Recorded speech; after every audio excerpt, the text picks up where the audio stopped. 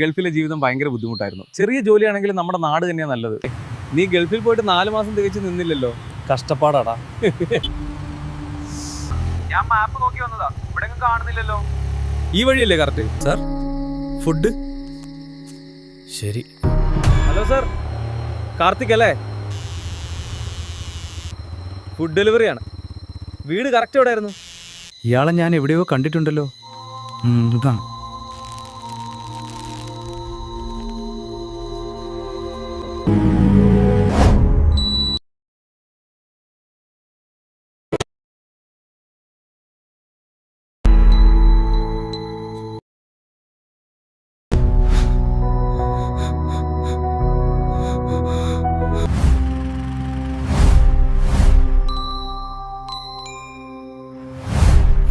ദിവസവും രാത്രി കൃത്യം 9 മണിക്ക് എനിക്ക് അവൻ്റെ ഓർഡർ വരും.